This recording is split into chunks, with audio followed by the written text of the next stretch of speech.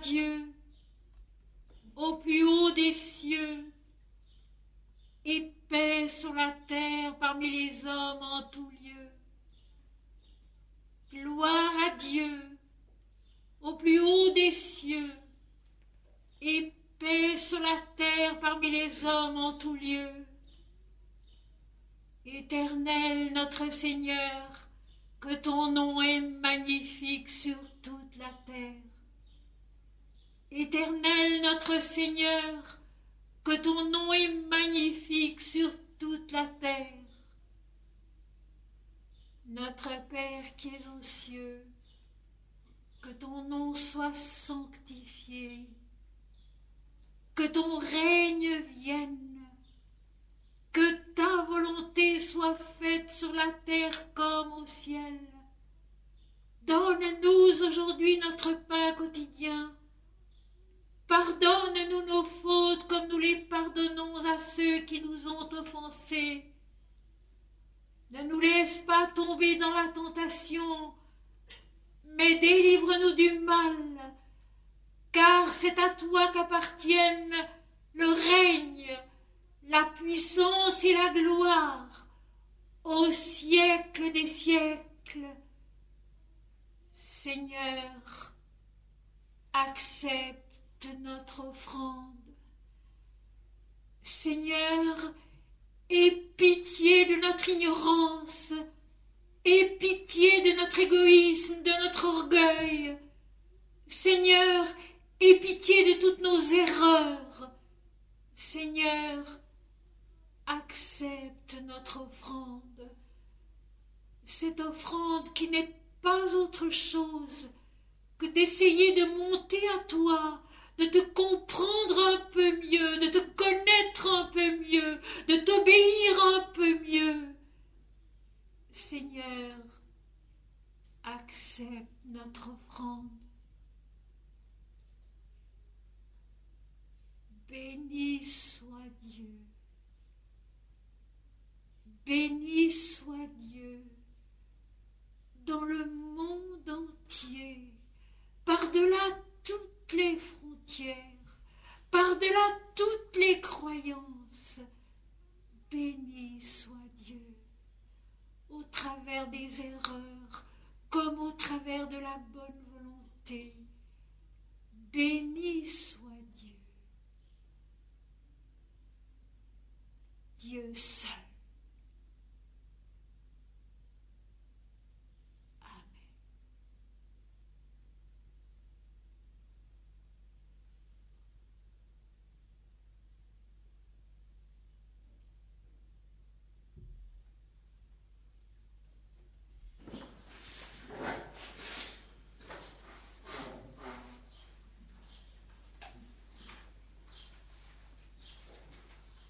Mes très chers amis,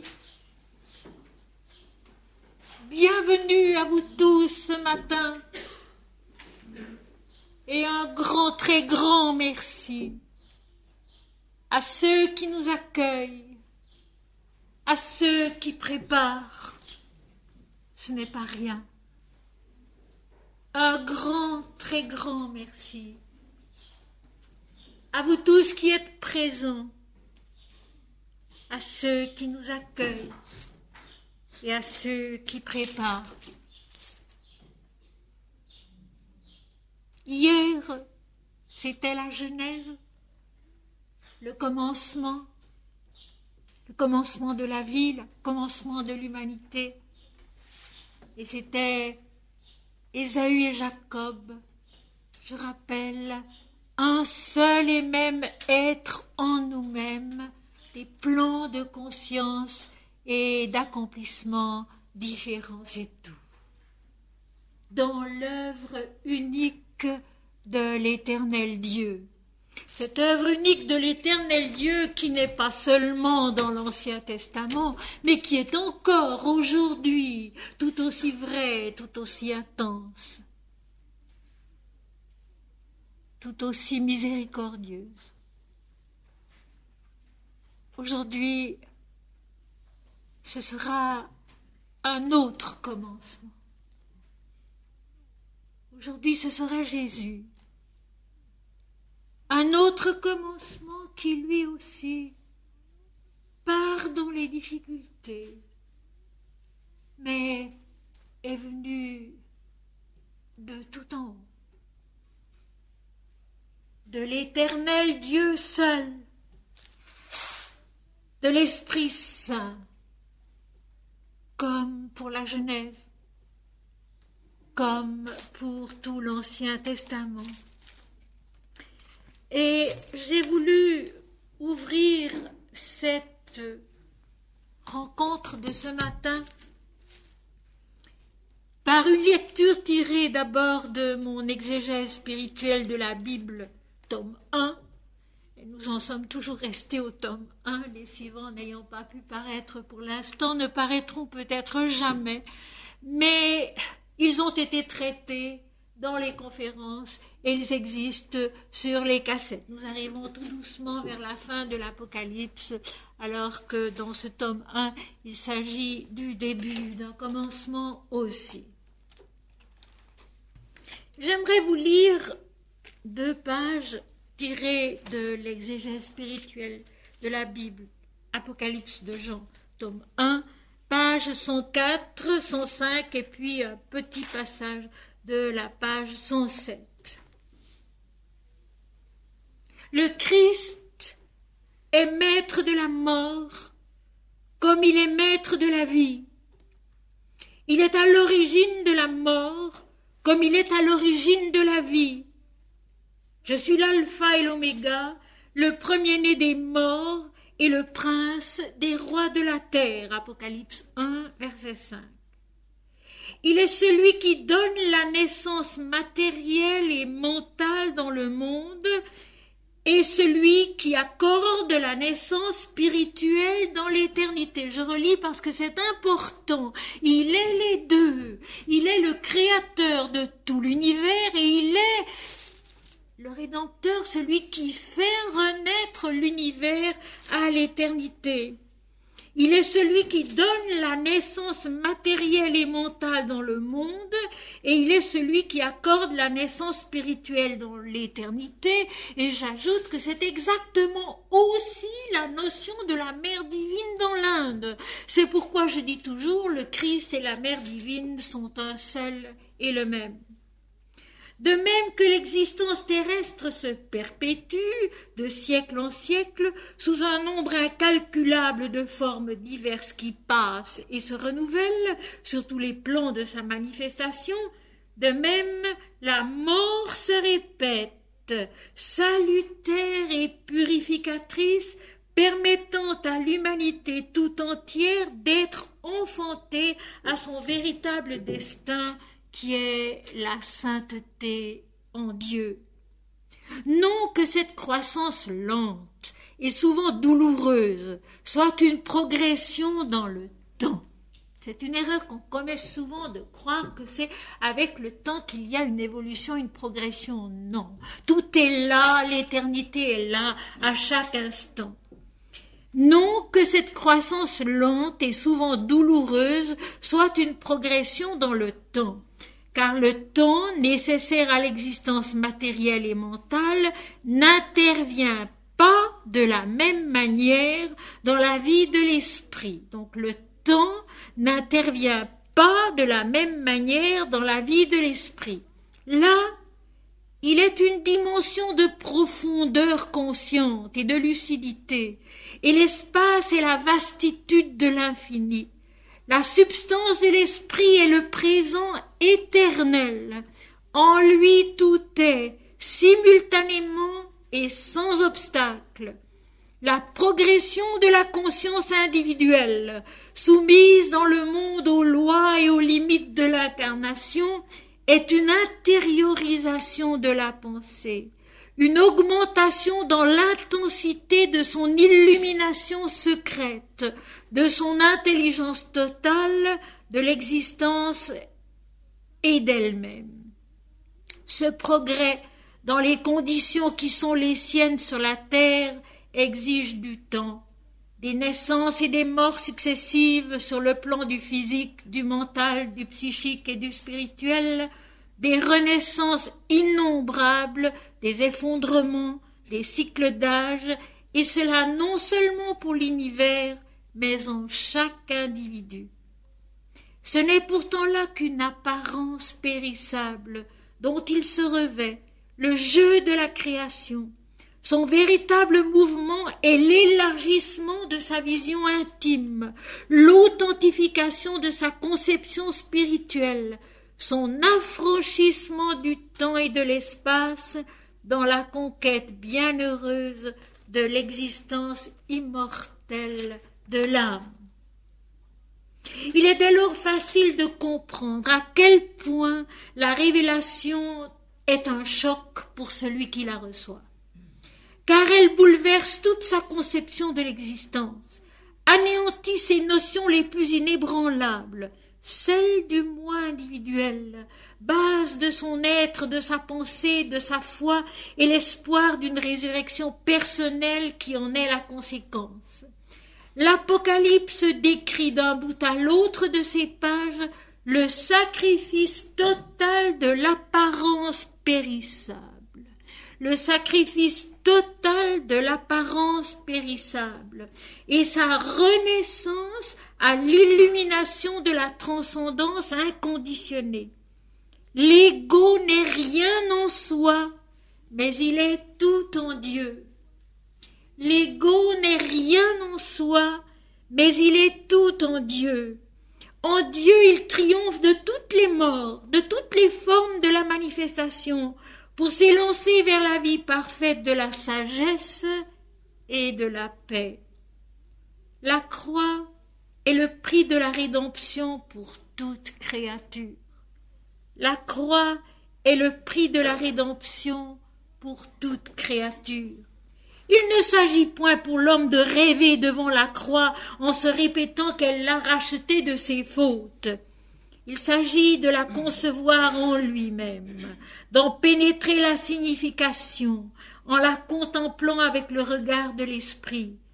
Elle est le salut, parce qu'elle montre en chacun le chemin qu'il faut suivre, le chemin de la réalisation, au terme duquel tout est accompli, sur le seuil de la résurrection bienheureuse où la sainteté du Père resplendit dans l'incarnation parfaite du Fils. La croix est le prix de la rédemption pour toute créature. Il ne s'agit point pour l'homme de rêver devant la croix en se répétant qu'elle l'a racheté de ses fautes. Il s'agit de la concevoir en soi-même, d'en pénétrer la signification en la contemplant avec le regard de l'esprit. Elle est le salut, parce qu'elle montre en chacun le chemin qu'il faut suivre, le chemin de la réalisation au terme duquel tout est accompli, sur le seuil de la résurrection bienheureuse où la sainteté du Père resplendit dans l'incarnation parfaite du Fils. Et j'ajoute, nous sommes tous, les uns et les autres, le Fils unique du Père. Nous sommes tous, les uns et les autres, le Fils unique du Père, la Mère divine dans sa création. Aujourd'hui, certes, ce n'est pas de la croix qu'il s'agira, mais bien du commencement de la vie de Jésus. Et je cède ce matin à une tentation. Il y a de bonnes tentations.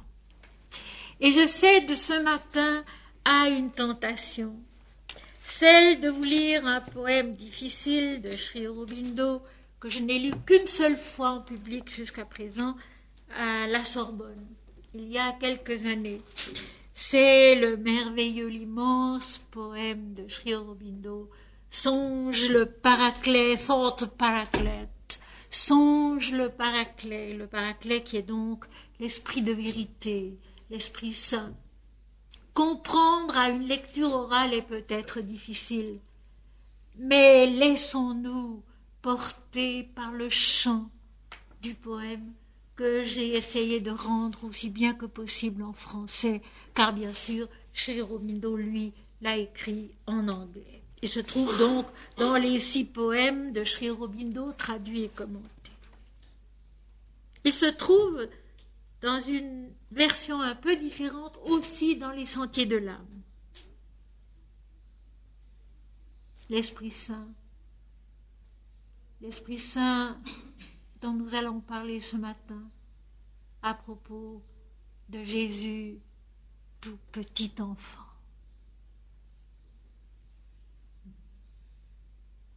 Tel un brillant archange qui vole dans la vision, plongé dans le rêve conquis des immensités de l'esprit, plus loin que les longues crêtes vertes des océans de la vie, plus loin que les ciels orangés de la conscience mystique, ma pensée volait, dissoute dans les vastitudes de Dieu. Un vent aux ailes sans sommeil, lointaine, grande, lumineuse, soutenait la recherche rouge hors des pas qui foulent les confins évanescents et muets de l'espace et du temps. La face éclatante de l'hippogriffe à l'auréole bleue pâle, ermite, solitaire, bravant les chemins sans limite, rayonnait au-dessus des sommets de l'existence infinie dépouillée de l'univers. Les profonds crépuscules de l'abîme du monde s'effondraient. Des royaumes solitaires de visions surnaturelles, des océans lunaires rouges pâles de félicité continue, dessinaient l'élan indistinct de leur cœur avec de douces voix. Affamés, l'âme vaste à surprendre les secrets inconnus du suprême au-delà voilé de pure flamme, franchissant des silences pouvoirs qui passent, ivres d'extase, s'élevant loin au-dessus des éthers d'un soleil éternel, songeait le Paraclet errant aux grandes ailes, insaisissable, chantant avec lenteur un langage de feu. Seul il était, unique, illimité, nu, inaltérable.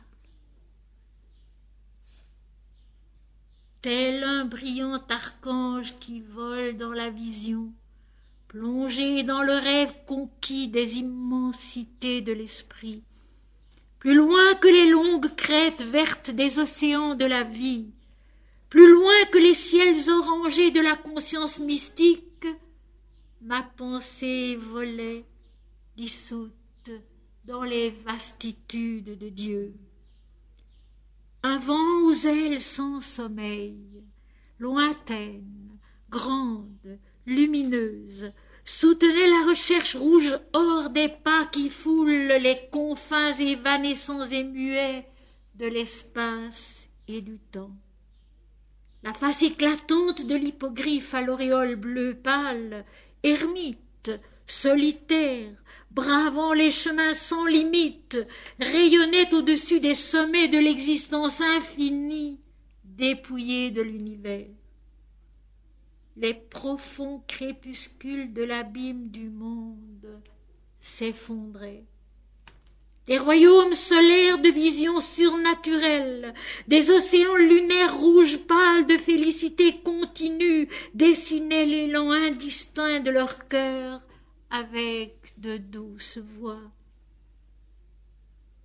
Au-delà, affamée, l'âme vaste à surprendre les secrets inconnus du suprême au-delà voilé de pure flamme, franchissant des silences pouvoirs qui passent, ivres d'extase, s'élevant loin au-dessus des éthers d'un soleil éternel, songeait le Paraclet errant aux grandes ailes, insaisissable, chantant avec lenteur un langage de feu. Seul il était, unique, illimité, nu, inaltérable. Mes amis, Dieu seul. Dieu seul en nous, au-delà de toute chose, au-delà de toute pensée, et aussi, comme nous allons le voir ce matin, à l'intérieur de la vie, de son pas à pas, le plus humble, le plus discret, le plus soumis à la loi de l'Éternel.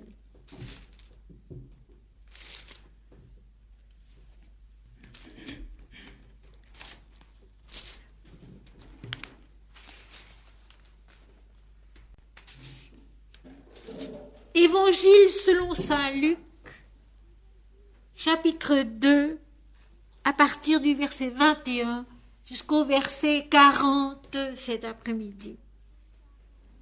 C'est l'histoire bien connue de l'enfant Jésus porté par ses parents au temple pour y être circoncis et l'arrivée de Siméon, l'arrivée aussi de la prophétesse Anne.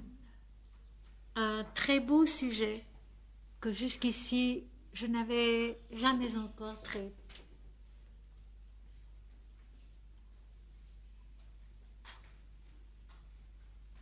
Après Toulouse, j'étais à bout de souffle. Et pendant quelques jours, aucun texte ne me disait rien. Aucune inspiration ne me venait. J'avais tout juste 3 semaines pour préparer les 2 jours de Crébéra. Et un jour au repas, j'ai dit à mon mari, écoute, je suis vide, complètement vide. Et je ne sais pas comment je vais préparer les 2 journées de Crébéra. Et mon mari m'a répondu un seul mot. Un petit mot, très timidement, presque sans oser le dire et avec un ton interrogateur. Siméon. L'après-midi de ce jour-là, j'ai ouvert la Bible à l'Évangile selon saint Luc, chapitre 2, où se raconte le récit de Siméon. Et l'inspiration est revenue. La grâce du ciel, la grâce de Dieu. L'inspiration est revenue dans le texte, avec le texte. Et avec toute la vie comme toujours, parce que j'ai peut-être eu cette grâce particulière, mes amis, d'avoir toujours pu vivre ma sadhana avec toute la vie, avec toutes les exigences de la vie qui ont été nombreuses et grandes, et qui le sont encore. Et je pense que c'est une grâce d'avoir vécu Dieu dans la vie comme elle est, tous les jours, inattendue, souvent lourde, et qui ne cesse pas de l'être avec les années, bien au contraire. Le mot de retraite me fait sourire parce que je ne vois vraiment pas comment jamais ce mot-là pourra avoir un sens dans ma vie. Je crois profondément qu'il n'y a pas de retraite. Dans aucun sens. Je crois profondément qu'on ne se retire pas de la vie. Et que c'est en la vivant, comme Jésus le fait depuis tout petit, comme ses parents le font, comme Siméon l'a fait, comme Anne l'a fait, comme d'autres l'ont fait, que l'homme s'accomplit en Dieu selon la loi de Dieu, selon la vérité de Dieu, selon l'amour de Dieu. Et il ne faut jamais avoir peur des tâches, et jamais avoir peur des responsabilités. Elles nous sont nécessaires pour grandir en Dieu. Donc, Jésus est né. La parole faite chair. La nuit de Noël a eu lieu. Cette merveilleuse nuit de Noël où la vision des bergers, des mages, se trouve être parfaitement accomplie dans l'acte matériel de la naissance du Christ. La vision et la vie se trouvent être exactement identiques, un seul et le même Dieu se révélant dans l'homme, dans sa création. L'Éternel, au moment du mont Sinaï, lorsqu'il donne à Moïse la révélation de son alliance avec son peuple, mon peuple et moi nous sommes un, son alliance avec son peuple a déjà préparé le chemin de cette compréhension de l'unité qui maintenant s'accomplit dans sa plénitude, l'homme en Dieu, Dieu en l'homme. Jésus est né. Et au verset 21, qui est le début de notre texte de ce matin, le 8e jour auquel l'enfant devait être circoncis étant arrivé, on lui donna le nom de Jésus, nom qu'avait indiqué l'ange avant qu'il fût conçu dans le sein de sa mère. Il y a déjà tout un monde dans ce premier verset. Le 8e jour auquel l'enfant devait être circoncis étant arrivé, on lui donna le nom de Jésus, nom qu'avait indiqué l'ange avant qu'il fût conçu dans le sein de sa mère. Et je rappelle que, d'une façon un peu semblable, de nos jours, Ramakrishna, qui est bel et bien un fils de Shiva, conçu pendant que sa mère était seule chez elle et que son père faisait un pèlerinage pieux dans un autre endroit de l'Inde, sa mère a eu la vision de Shiva et 9 mois après elle enfantait un fils. Eh bien, Ramakrishna lui aussi a reçu, mais alors à l'âge de 9 ans, au moment de son initiation de Brahman, le nom de Ramakrishna, donc la conjugaison des deux dieux Rama et Krishna. De même, Jésus a reçu son nom au 8e jour de sa vie, le jour où il devait être circoncis. La loi de l'Éternel demandait au peuple d'Israël de circoncire les enfants, les garçons âgés de 8 jours, et ça, c'est déjà une signification spirituelle qu'il faut comprendre. La base de toute la vie divine dans le monde, c'est le corps. Et le corps doit rester pur. Une chose qu'on a perdue aujourd'hui, qu'on oublie aujourd'hui, beaucoup et beaucoup trop. La base, toute la vie est une méditation de Dieu. Toute la vie est la méditation de Dieu. Et la base de cette méditation ici-bas, c'est le corps. Le corps qui doit donc rester pur pour être capable de permettre cette méditation, cette élévation progressive vers une compréhension, une connaissance de Dieu qui pour chacun est différente, mais qui en chacun a toute sa valeur. Mes amis, je vous assure, ne nous comparons pas les uns les autres. Ne disons pas tel et tel est tellement avancé, tel et tel n'est pas avancé, moi je n'avance pas, non. La connaissance de Dieu que chacun acquiert par sa vie et sa piété, elle a toute sa valeur. Elle est pour lui la plénitude. Ne l'oublions pas. La parabole des talents. Celui qui a reçu 10 talents et qui en apporte 10 autres. Celui qui a reçu 5 talents et qui en apporte 5 autres. La plénitude de chacun est différente, mais elle a toute sa valeur. Et aux 2 serviteurs, le maître répond la même chose. C'est bien, bon et fidèle serviteur, tu as été fidèle en peu de choses, je te donnerai beaucoup, je te confierai beaucoup. Entre dans la joie de ton maître. Pour chacun d'entre nous, ce qu'il comprend réellement de Dieu, ce qu'il vit réellement de Dieu, et peu importe que ce soit à un niveau qui a l'air plus bas qu'un autre, ceci, il ne faut pas faire de comparaison. C'est une plénitude, c'est la joie de Dieu en chacun, et ceci, il faut s'en souvenir, il faut s'en rappeler, et la base de cette compréhension divine, c'est d'abord une pureté du corps.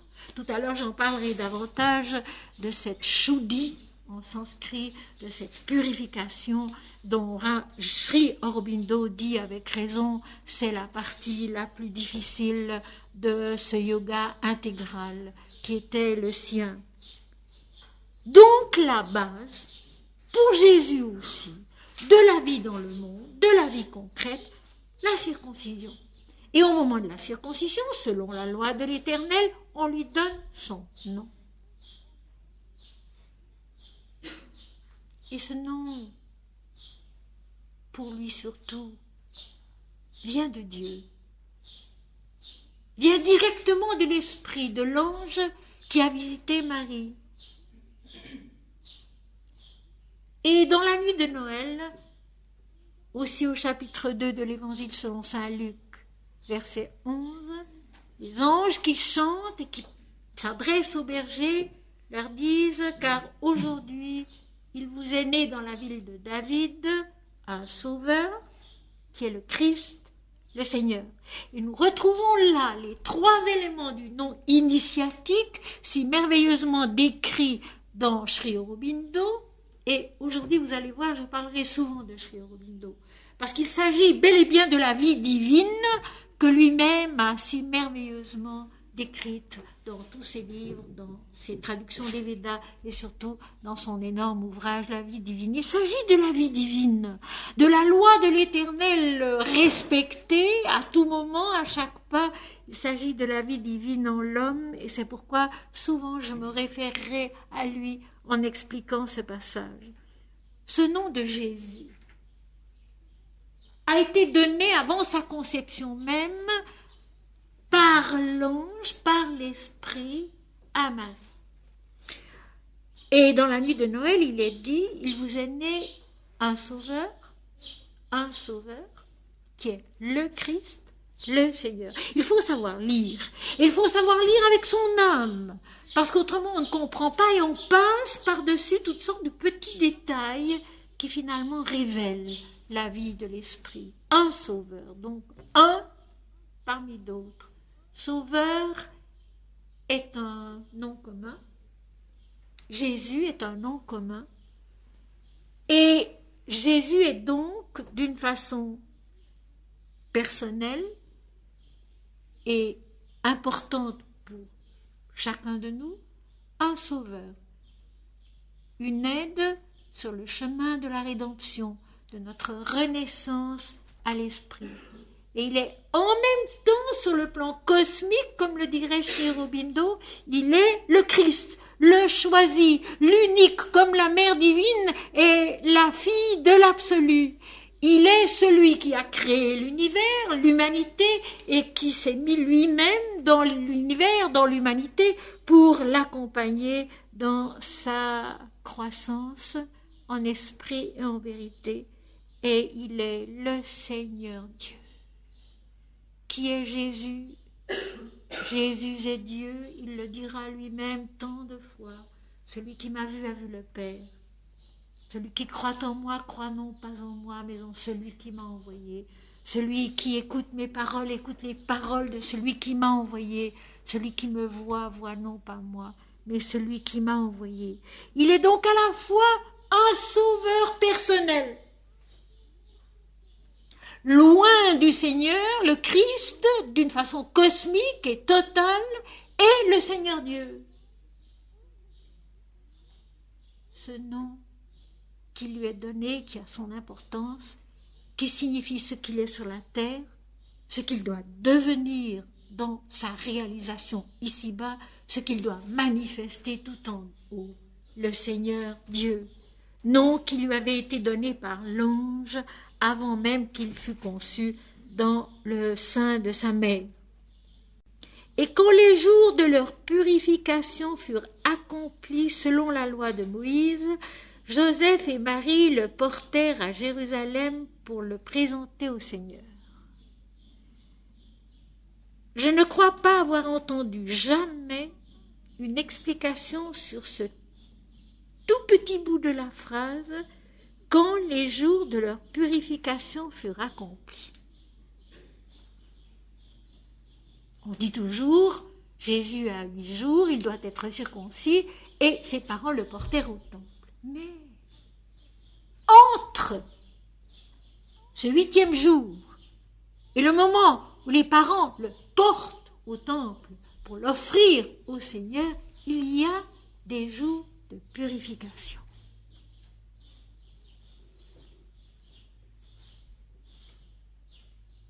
Sri Aurobindo, dans une lettre inédite qui n'a pas été adressée à moi mais à un autre de ses disciples, a dit une chose merveilleuse qui s'applique aussi à Jésus. Il a dit « Je ne suis pas venu créer des ashrams, faire des ascètes qui quittent le monde, non. Je suis venu expliquer que le seul chemin de la vérité, de la résurrection à l'esprit, c'est l'oubli de soi, c'est le dépassement de l'ego. C'est tout. Un dur travail. Un travail de chaque instant, de chaque heure. Et Jésus l'a dit aussi, le dira aussi, puisque nous en sommes tout au début, que celui qui veut venir après moi, qu'il renonce à lui-même et qu'il me suive.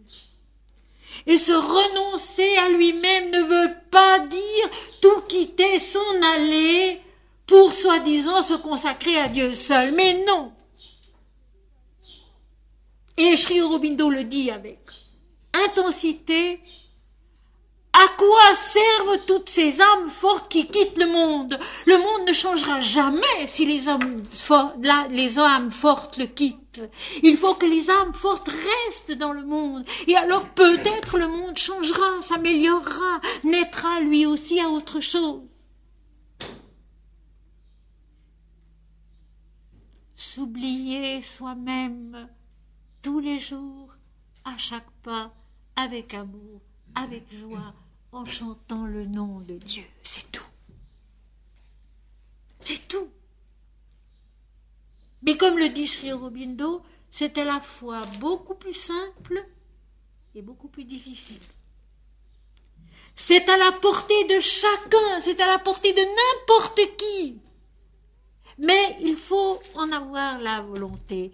Et ici, je citerai Ma Krishnabai, qui malheureusement est partie elle aussi maintenant, la mère merveilleuse de Anandashram, où se trouvait Swami Ramdas.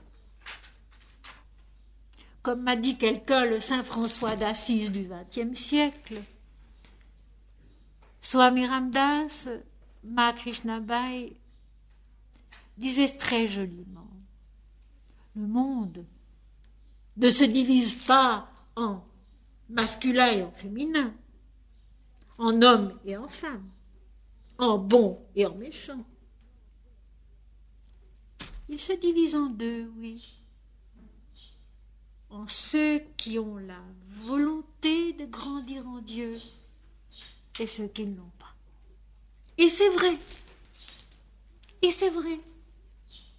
Cette volonté divine pour la croissance dont parlent les Védas, c'est tout ce qui nous est demandé. Et nous portons cela en nous-mêmes en naissant à la vie d'ici-bas.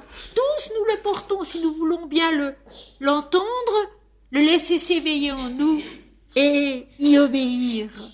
Mais pour cela, il y a toujours cette fameuse purification. On peut aussi exagérer dans ce domaine-là. On peut aussi se centrer tellement sur l'idée de la purification que ça ne devient plus du tout une purification. Je dirais que la purification est faite avant tout de confiance et de joie divine, d'abandon à l'esprit, où la révélation qui nous attend chaque jour, à une attention constante à ce qui est beau, à ce qui est vrai, à ce qui est bon. Et la nature elle-même nous apporte tant de raisons de croire, d'espérer, d'adorer, d'admirer. Un Swami Siddheswarananda, fondateur de l'ashram de Gretz, près de Paris, disait une chose si vraie: l'émerveillement est la meilleure arme de l'âme. S'émerveiller. S'émerveiller de la vie, s'émerveiller de tout ce qui nous est possible, de tout ce qui nous est demandé, de tout ce qui nous est donné. S'émerveiller. Les jours de purification qui donc séparent ce 8e jour de l'enfant Jésus de sa présentation au temple. Nous ne savons pas combien de temps cela a duré. Quand les jours de leur purification furent accomplis.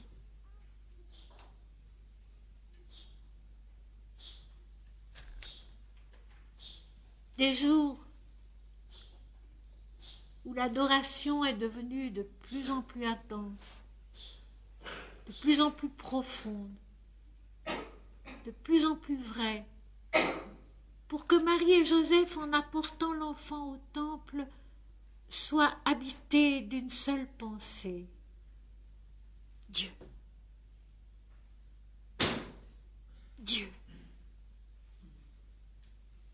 Les amis, si nous faisons à l'occasion cet effort de vivre avec Dieu, toujours, quels que soient nos soucis, nos difficultés, nos peines, nos angoisses, nos travaux, quel que soit tout cela qui est la vie d'ici-bas, si nous nous efforçons, toutes les fois que c'est possible dans la journée et dans la nuit, de dire: mon Seigneur et mon Dieu, Dieu seul, face à nos angoisses, face à nos soucis, face à tout ce qui nous pèse, face à tout ce qui souvent nous prend du temps, nous prend beaucoup de temps, Dieu seul, il arrive un moment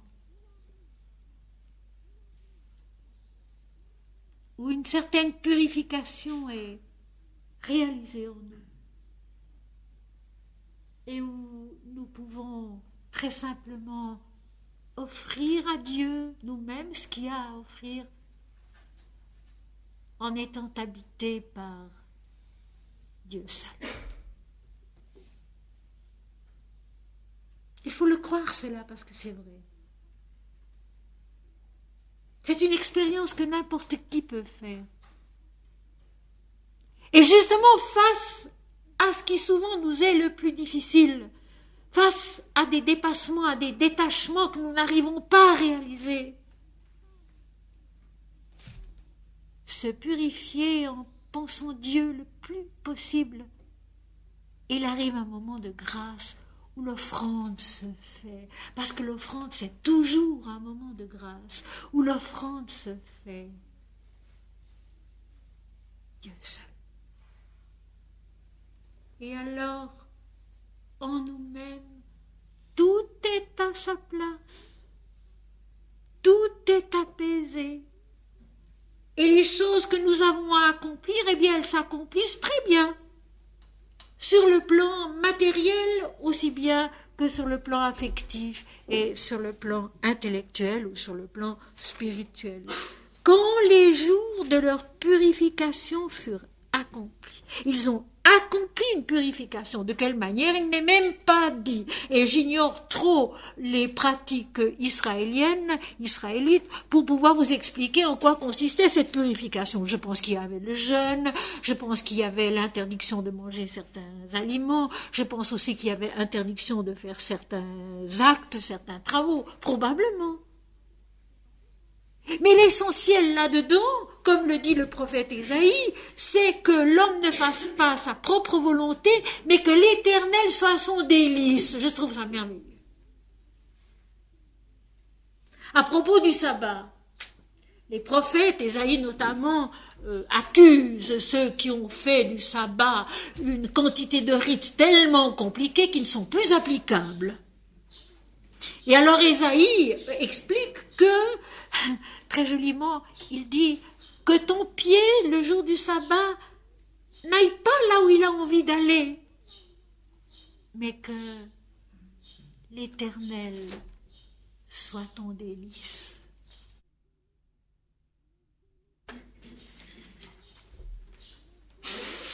Mais que l'Éternel soit ton délice, et c'est ça. Et vous allez voir, Joseph et Marie sont merveilleux.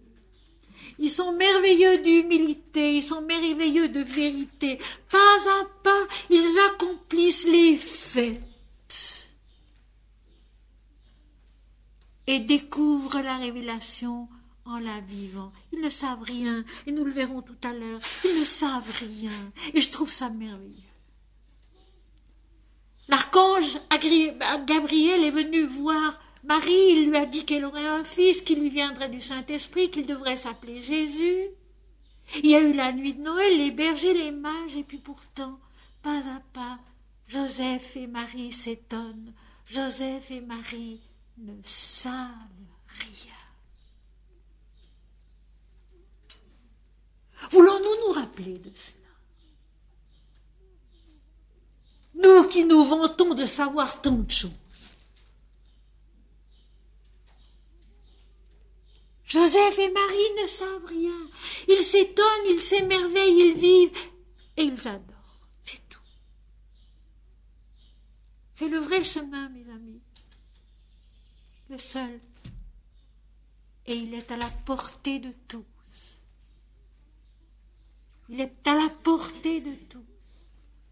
Et je trouve dans ce récit, Joseph et Marie, parce que pour le moment l'enfant Jésus est tellement petit que lui ne joue apparemment pas d'autre rôle que sa présence, mais Joseph et Marie, eux, dans tout ce qu'ils font, dans tout ce leur réaction, on a l'impression qu'ils s'étonnent, ils s'émerveillent, ils assistent par les faits à une révélation qu'ils découvrent en la vivant, mais ils ne savent rien.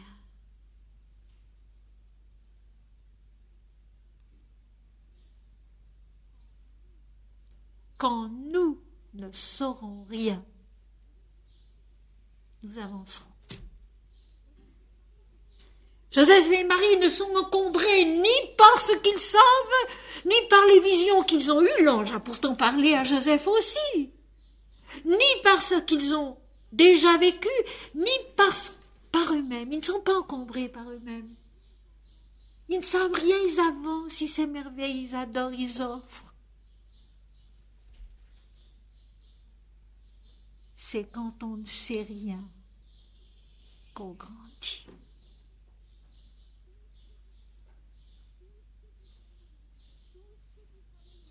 Tout ce que nous savons nous encombre. Il faut à chaque pas l'oublier de nouveau.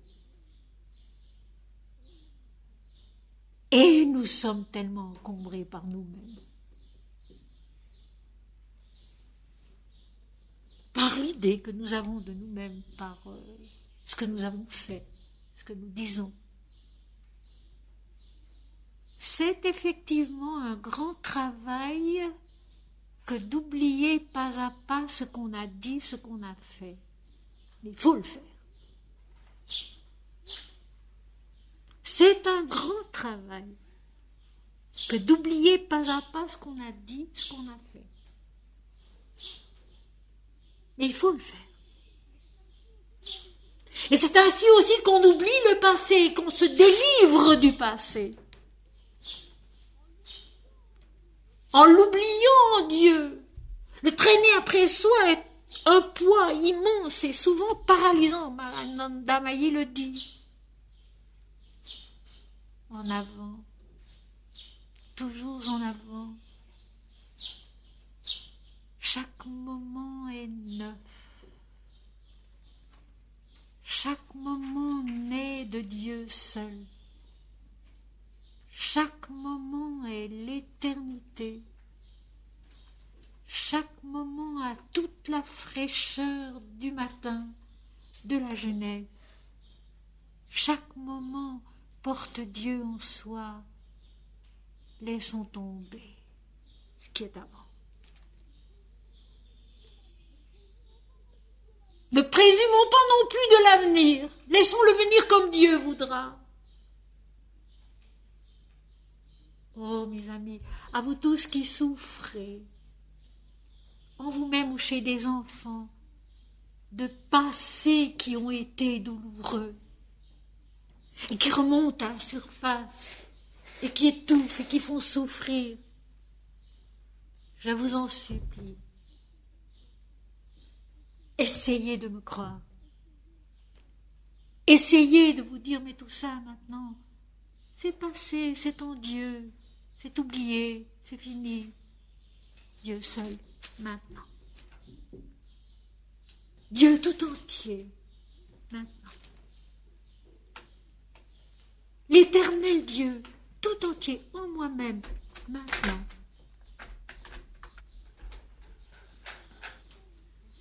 Voilà pourquoi il est si bénéfique de se rappeler quelques versets de la Bible et de se les réciter. De se rappeler quelques paroles des Védas et de se les réciter. Et puis peut-être à l'occasion de se confier à quelqu'un qui sait oublier.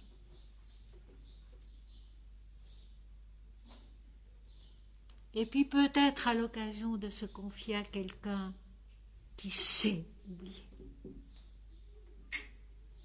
Oublier de la bonne manière, non pas oublier en rejetant, en méprisant, non. En recevant l'offrande de la souffrance avec toute sa valeur, mais en l'oubliant vers le haut, en l'offrant à cela qui est tout, et en qui tout est parfait.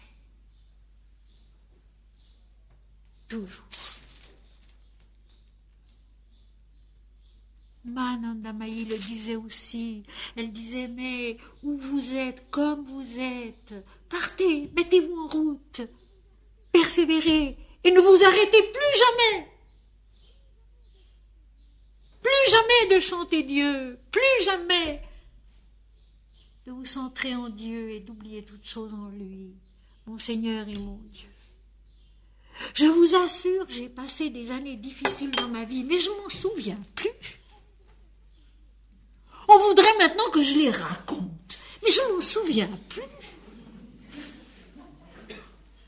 Mes luttes, mes souffrances, par où j'ai passé, je ne m'en souviens plus, sincèrement. Il faudrait un énorme effort pour revenir en arrière et ça serait très mauvais. Parce que alors, cette espèce de thérapie-là, moi, j'avoue que je ne l'aime pas du tout. Bon, elle est à l'occasion nécessaire, mais personnellement, je ne l'aime pas du tout.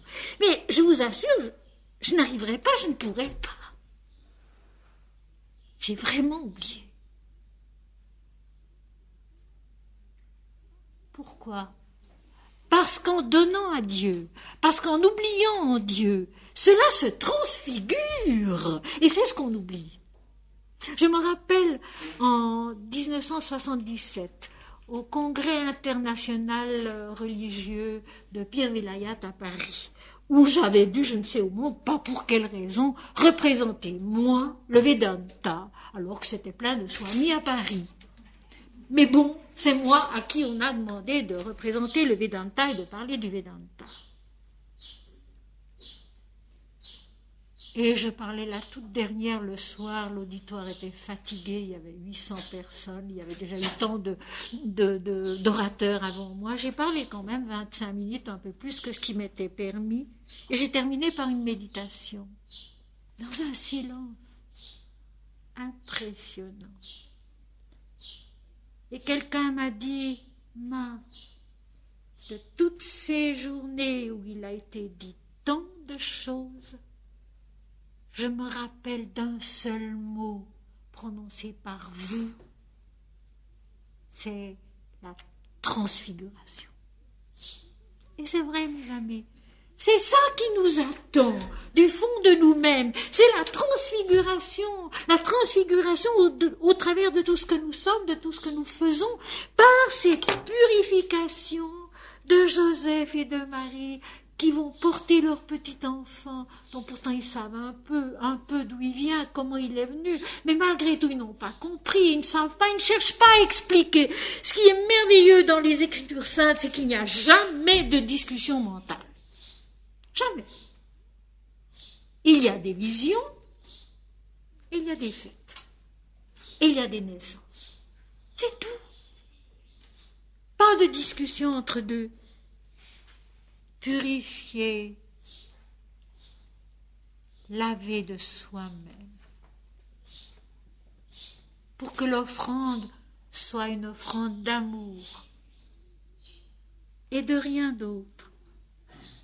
Quand les jours de leur purification furent accomplis selon la loi de Moïse, cette loi qui venait de l'Éternel et dont Jésus dira plus tard, la loi de Moïse, vous ne la comprenez plus, vous ne la possédez plus, vous êtes assis dans la chair de Moïse, mais la loi, vous en avez fait une tradition d'homme. C'est si facile si on ne se purifie pas. Selon la loi de Moïse, Joseph et Marie portèrent à Jérusalem l'enfant pour le présenter au Seigneur. Ici, nous allons avoir en quelques lignes 4 fois le mot Seigneur. Je veux vous le lire.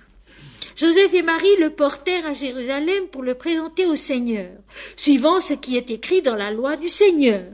Tout mâle premier-né sera consacré au Seigneur. Et ensuite, plus loin encore, comme cela est prescrit dans la loi du Seigneur. 4 fois.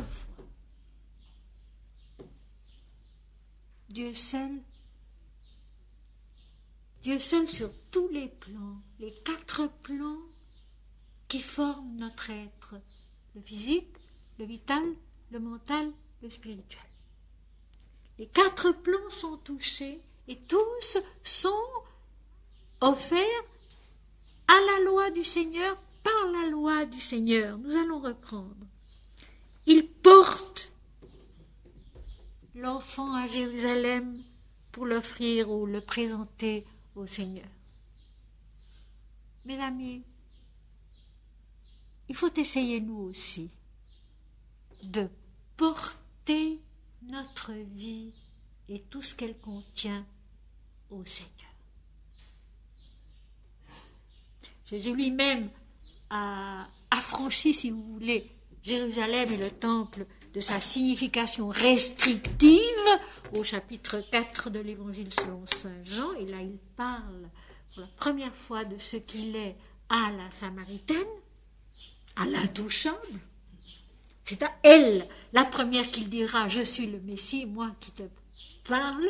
Et là, il lui dira « Le jour vient, il est déjà venu, où les adorateurs de l'Éternel ne viendront pas l'adorer dans le temple, dans cette ville, mais l'adoreront en esprit et en vérité, car ce sont là les adorateurs que le Père demande et aime. Adorer en esprit et en vérité. Donc n'importe où. Donc surtout au fond de soi-même. Et j'ai dit souvent, et je le répète, l'homme est un lieu sacré. Le lieu de l'adoration du Seigneur.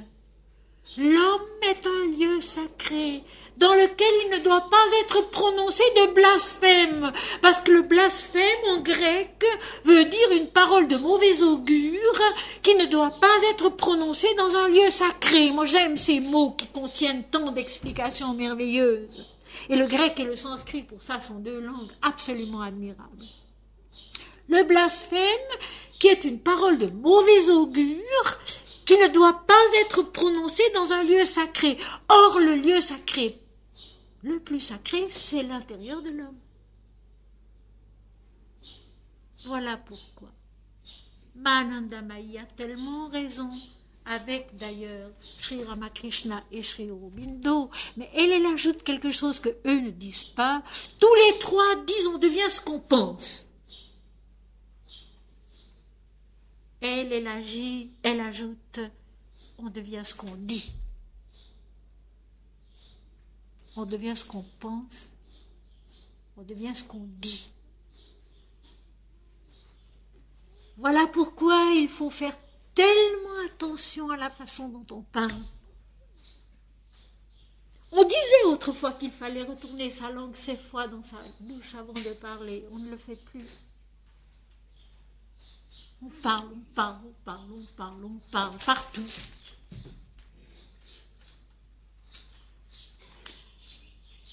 Le silence est Dieu.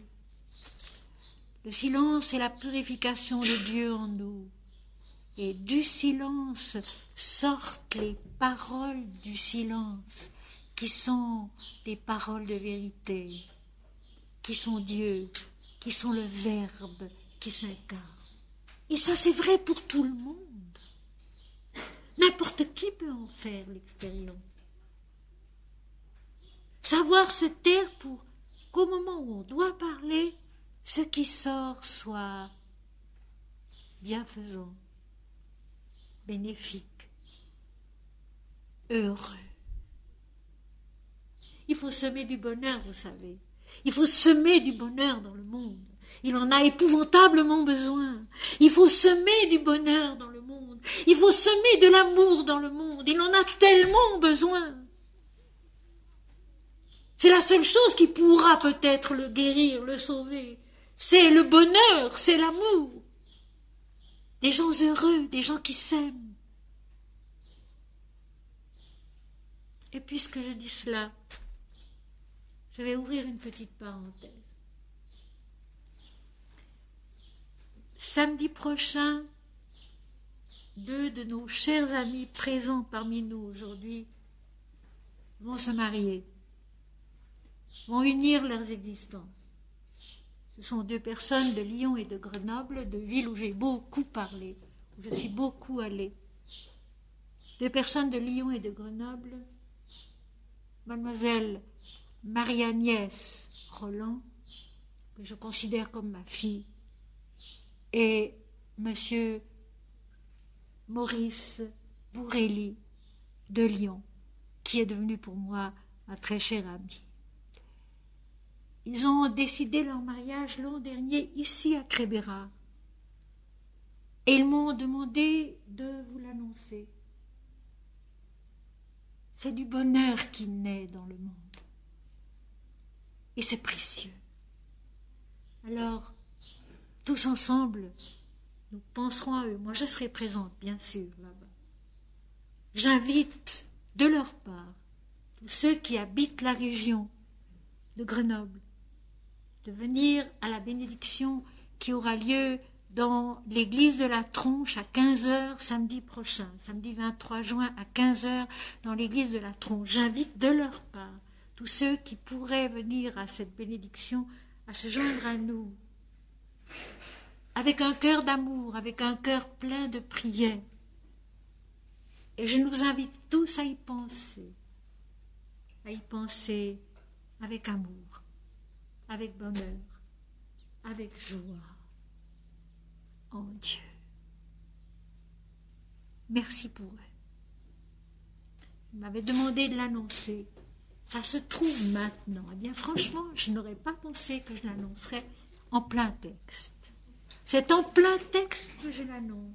Et c'est merveilleux. C'est merveilleux. Joseph et Marie apportent l'enfant, apportent la vie à Jérusalem pour l'offrir non pas dans le temple ou au temple, mais au Seigneur. Nous aussi, apprenons à apporter chaque chose, chaque jour, chaque peine, chaque joie au Seigneur, en nous purifiant intérieurement autant que possible, toujours en pensant à Dieu. Ce n'est pas tout facile au début, mais ça se fait quand même très automatiquement et naturellement ensuite. Beaucoup de personnes me disent « mais j'ai pas le temps ». Oh si, au moment où on se réveille le matin, avant même de manifester le fait qu'on est réveillé, si on a un conjoint, si on a quelqu'un avec soi dans la chambre, on peut dans son cœur penser Dieu d'abord. Mon Seigneur et mon Dieu. Et tous les matins au réveil, je vous avouerai humblement qu'au réveil, je me sens toujours mal. Depuis plusieurs années, parce que je me couche trop tard. Toujours, au moment du réveil, je me sens mal. Mais ma première pensée, c'est Dieu. Et puis à partir de là, peu à peu, je me reprends, ça va, je peux me lever. Mais au moment où je me réveille, c'est Dieu. Dieu seul. La journée en est totalement transformée. La journée en est totalement transformée. Et puis c'est Dieu qui fait, disons-nous bien cela, mes amis. Il ne faut pas se dire, mon Dieu, est-ce que j'y arriverai? C'est Dieu qui fait.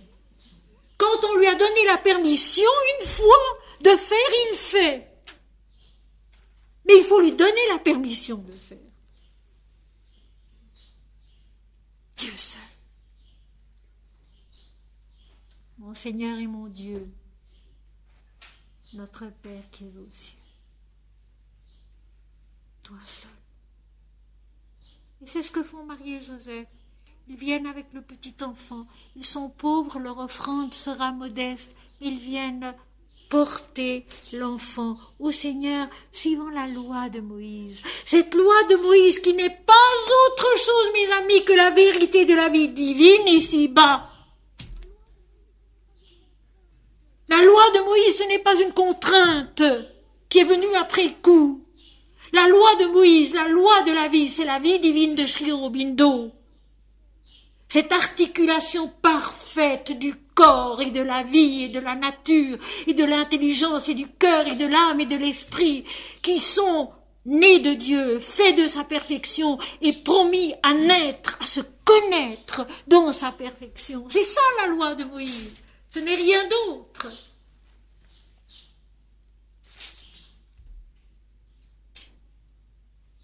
Ils obéissent à la loi de la vie qui veut que tout soit offert à Dieu, si possible, dans la purification. Je ne dis pas dans la pureté, parce que ça c'est trop demandé, mais dans la purification.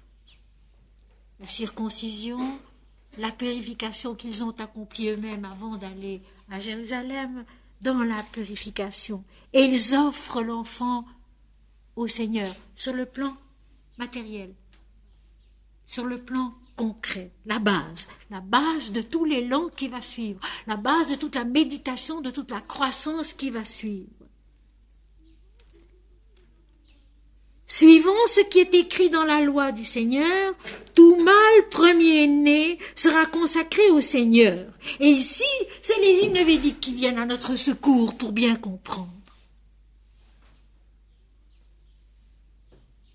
Le mâle, c'est le commencement de la vie incarnée. Dans l'Inde, c'est le Purusha, le père, le mâle. Et dans les hymnes védiques, il est tellement souvent question à propos d'Indra, à propos de Soma, à propos de Surya, qu'ils sont le mâle, le taureau qui mène le troupeau, qui enfante les aubes de la terre. Le commencement de la vie créée, c'est le mâle. Et donc, tout commencement de la vie créée doit être offert au Seigneur. Une autre façon de le comprendre, c'est ce qui se passe en Inde avec le dieu Ganesha. Le dieu Ganesha, fils de Shiva, qui est celui qui accomplit les œuvres pour nous.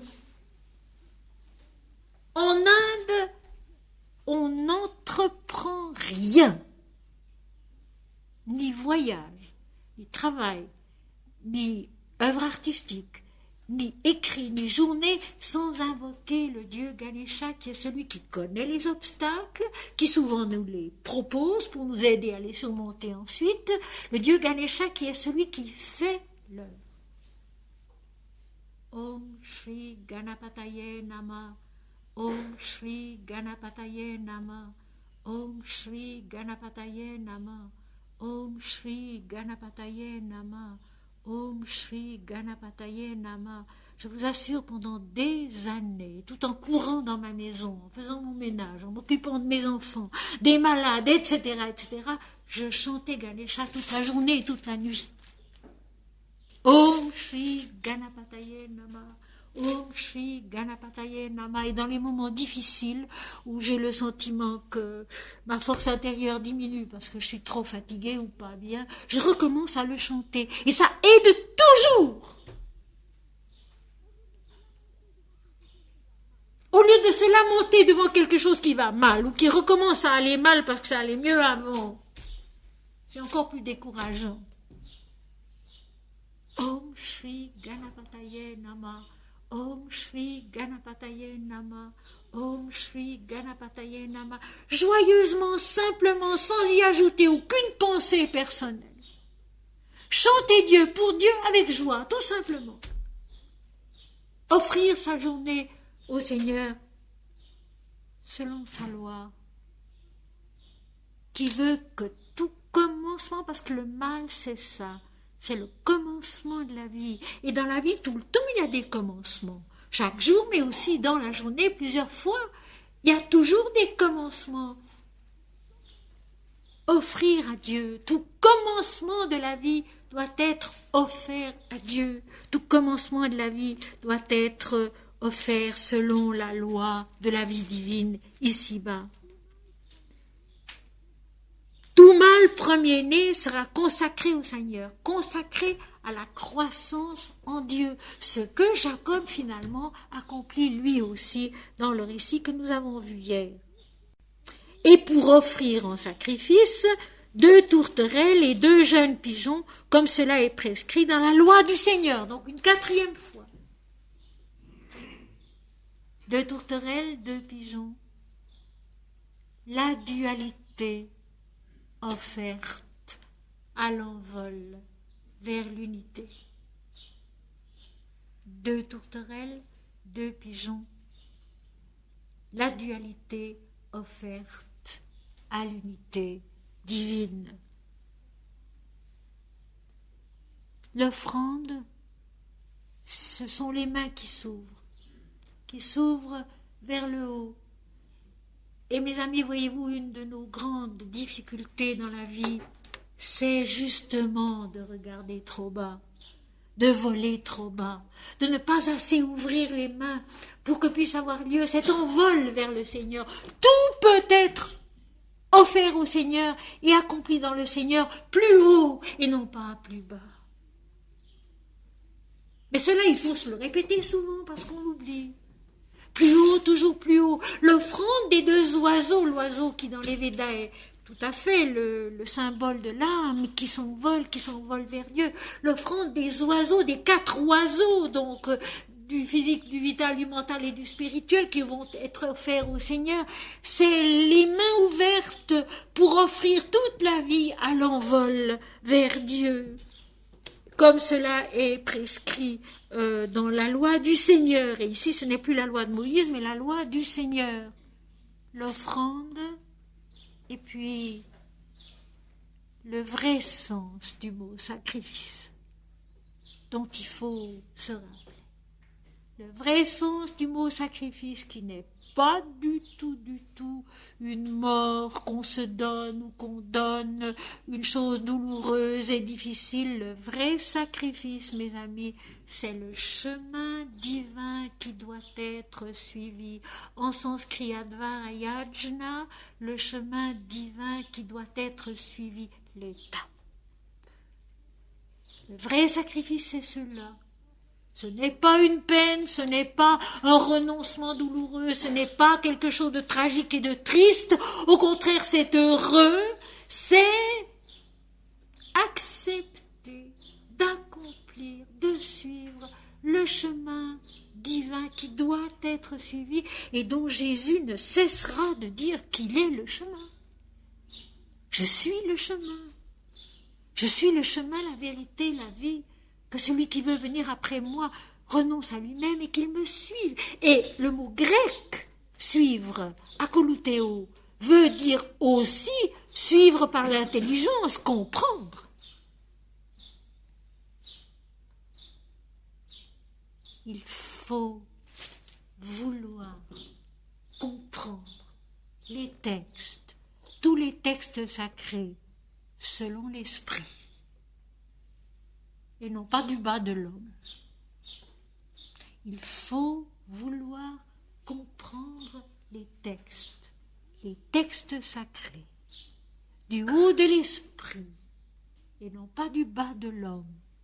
Et Sainte Thérèse nous en a donné le moyen quand elle dit « les Écritures sont difficiles à comprendre, les Écritures sacrées ». Il y faut beaucoup d'oraison. Et l'oraison, c'est chanter Dieu.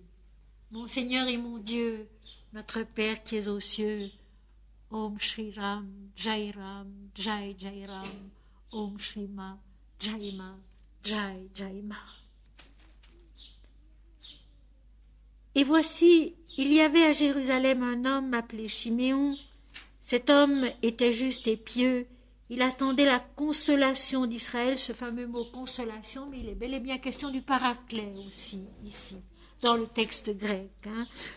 Cet homme attendait l'esprit de vérité pour Israël, et l'Esprit Saint était sur lui. Ce sera ce matin le dernier verset que je traiterai avant que nous ne passions à la méditation. Nous continuerons cet après-midi. Mais je veux tout de même expliquer ce verset-là, qui a d'abord quelque chose de très émouvant. Il faut que je vous explique ce qu'est Siméon. Siméon, c'est un mot grec, un mot hébreu, qui veut dire entendre, écouter et exaucer. Siméon était une des 12 tribus d'Israël, une des moindres. Elle était peu nombreuse, et lors du partage du pays de Canaan dans les 12 régions de chacune des tribus, celle de Siméon a été la moins bien dotée. Elle a été placée tout au bas du pays, dans une région peu fertile, et paraît-il que c'est une tribu qui est en voie de disparition. Dans plusieurs endroits de la Bible où il est question des tribus d'Israël, Siméon n'est même pas cité. Donc, Siméon, c'est tout d'abord une humilité. Un être, une tribu, un nom humble. Mais dans cette humilité, il y a quand même l'exaucement du Seigneur, le Seigneur qui écoute, qui entend et qui exauce. Et je trouve ceci très très beau. Joseph et Marie, qui quand même ont vécu des choses exceptionnelles, mais qui n'en font pas état, qui ne comprennent pas bien, qui découvrent en vivant et qui surtout obéissent à la loi de la vie divine, à la loi du Seigneur, en faisant tout ce qu'il faut pour le petit enfant qu'ils ont reçu. Ils arrivent au temple à Jérusalem pour offrir leurs tourterelles, leurs oiseaux et présenter l'enfant au Seigneur, consacrer leur premier enfant mâle au Seigneur. Ils rencontrent l'humilité. Ils rencontrent l'humilité. Et je trouve ça très beau. Eux-mêmes sont d'une humilité parfaite, n'ont aucune idée d'importance personnelle, alors vraiment aucune. Et dans ce sens, ils sont vraiment prêts à être les parents de Jésus. On dit d'ailleurs dans l'Inde que jamais un avatar, une incarnation divine ne naît dans le monde sans venir avec sa famille, avec son entourage, avec tous ceux dont il a besoin pour accomplir son œuvre ici-bas. Je pense que c'est vrai. Je pense que c'est vrai. Et Joseph et Marie vraiment sont parfaitement les parents qu'il fallait à Jésus. Et la première chose qu'ils rencontrent quand ils arrivent au temple pour présenter leur fils premier-né, c'est l'humilité. L'humilité parfaite d'un homme pieux, juste, yukta en sanskrit, qui agit, qui pense, qui prie en union avec Dieu. Et voici, il y avait à Jérusalem un homme appelé Siméon. Cet homme était juste et pieux. Il était en union avec Dieu et il vivait de prière. Le lexique biblique de Monseigneur Vincent explique que lui et Anne, que nous verrons cet après-midi, étaient de ces âmes pieuses qui consacraient leur vie à la prière pour essayer de hâter la délivrance d'Israël. La délivrance d'Israël, dont certainement ces âmes pieuses savaient qu'il s'agissait de plus qu'une délivrance politique de la domination de Rome, mais la délivrance au sens profond et spirituel du terme, la délivrance des erreurs, des infidélités, des mauvaises actions commises pour que règne en chacun l'esprit de vérité. Cet homme était juste et pieux. Il attendait le paraclet d'Israël.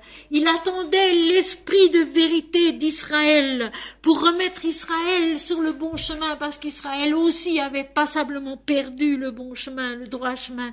Et l'Esprit Saint était sur lui. Cet homme vivait de prière, de bonté, de consécration de soi à l'Éternel Dieu, et l'esprit de vérité, l'Esprit Saint était sur lui. Il était de ces êtres qui avaient dépassé leur ego, qui n'avaient plus aucune idée d'importance personnelle, qui, comme la petite princesse Kunti du Mahabharata dans l'Inde, servaient Dieu sans aucune idée d'importance personnelle. Il avait été divinement averti par le Saint-Esprit qu'il ne mourrait point avant d'avoir vu le Christ du Seigneur. Et alors, ici, la traduction n'est pas bonne, parce que dans le grec, il est dit exactement ceci, et c'est important. Il avait été divinement averti par le Saint-Esprit qu'il ne verrait pas la mort avant d'avoir vu le Christ du Seigneur. Il y a 2 fois le verbe eido qui est voir. Il avait été divinement averti par l'Esprit qu'il ne verrait pas la mort avant d'avoir vu le Christ du Seigneur.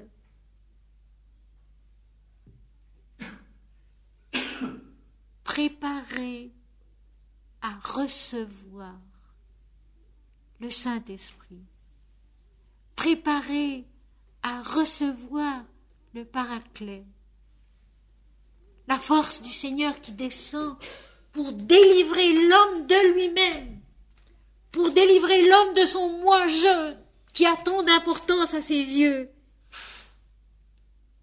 Il savait qu'il ne rencontrerait pas la mort du corps avant d'avoir conquis au fond de lui-même la vision de Dieu. Et nous retrouvons notre Jacob d'hier.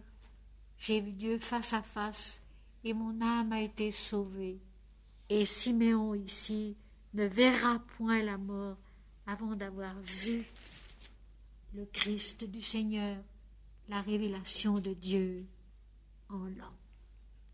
Je m'arrête ici ce matin. Nous allons maintenant passer au recueillement silencieux. Je demanderai peut-être de mettre de la musique maintenant.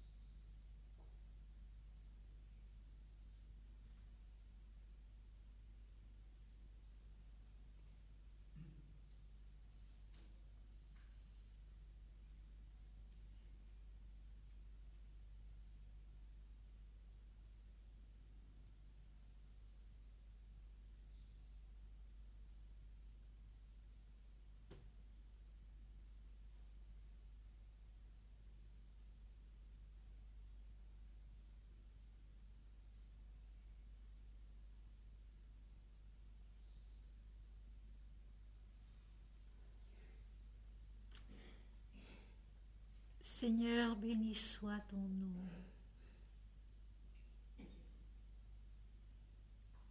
Seigneur, permets que pas à pas toute notre vie soit une offrande toute simple, toute naturelle, la joie d'être à toi, la joie d'être en toi, la confiance que tu es en nous et que c'est toi qui fais toutes choses, que c'est toi qui es toutes choses, que c'est toi seul qui sais toutes choses et non pas nous.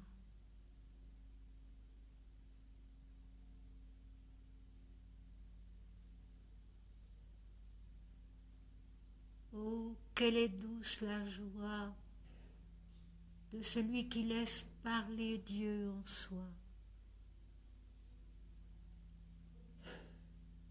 Oh, quelle est douce la joie de celui qui laisse chanter Dieu en soi.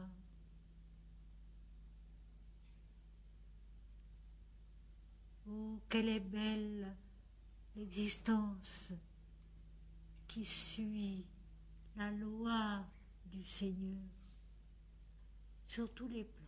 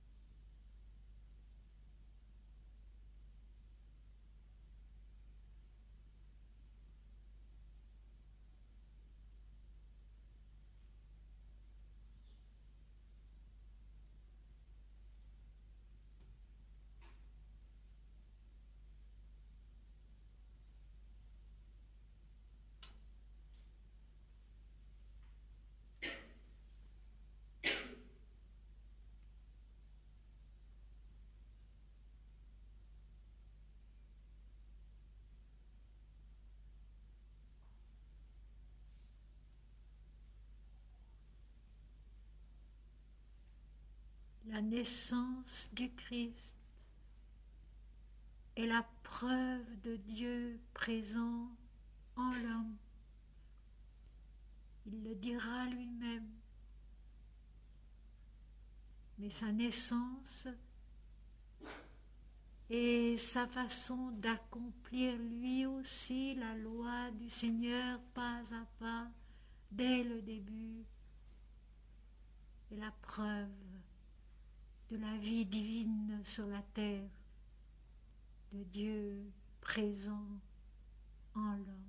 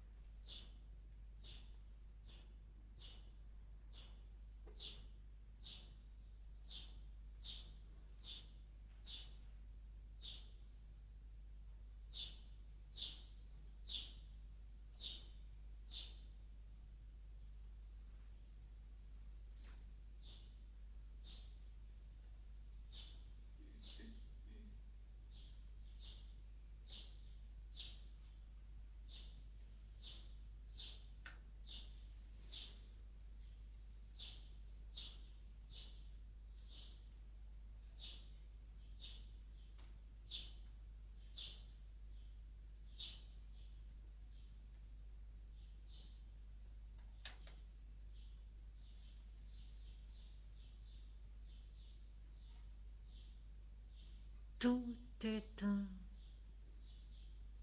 et tout est Dieu. Tout est un, et tout est Dieu. Tout est neuf, tout est parfait, à chaque aurore, à chaque commencement.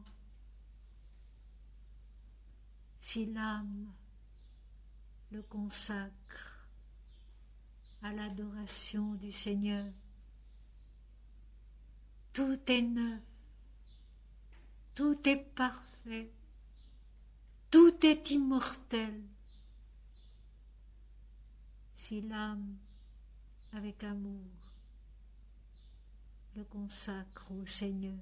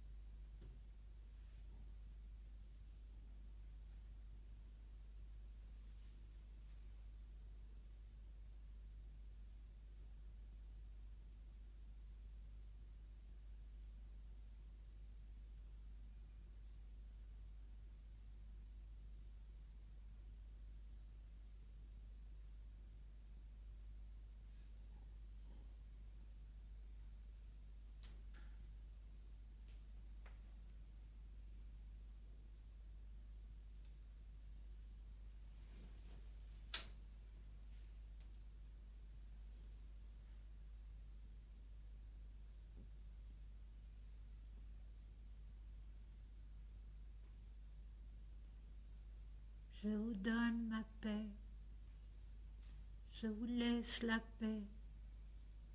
Je ne donne pas comme le monde donne. Je vous donne ma paix, je vous laisse la paix. Je ne donne pas comme le monde donne.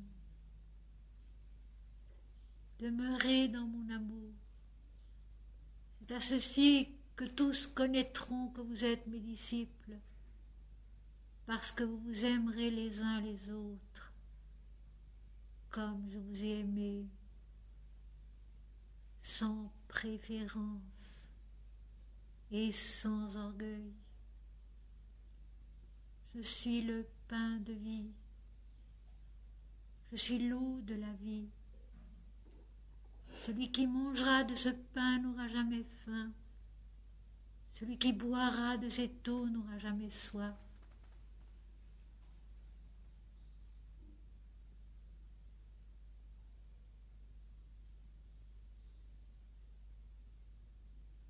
Celui qui m'a vu a vu le Père, car je suis dans le Père, et le Père est en moi.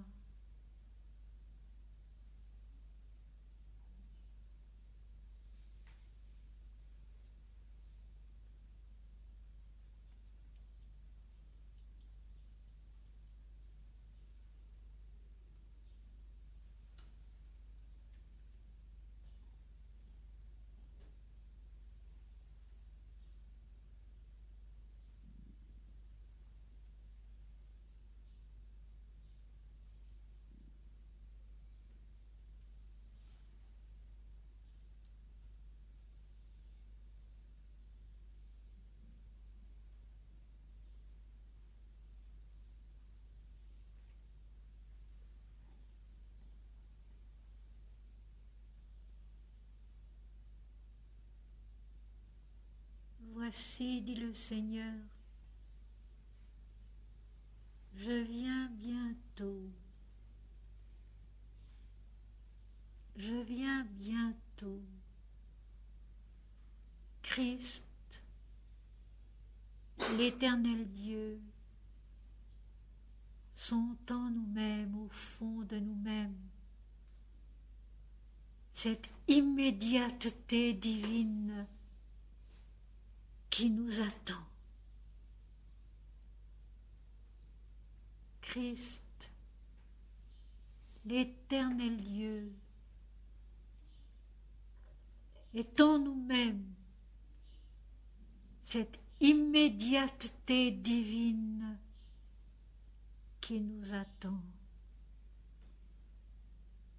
Le pardon, l'allègement de la conscience qui s'épanouit en Dieu seul.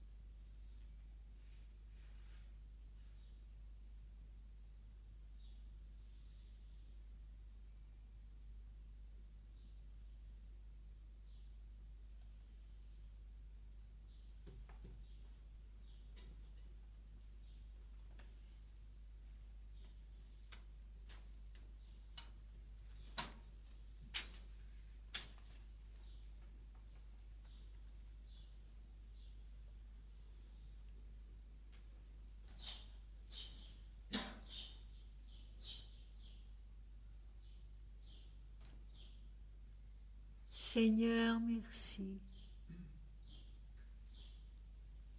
Seigneur, merci. Seigneur, merci.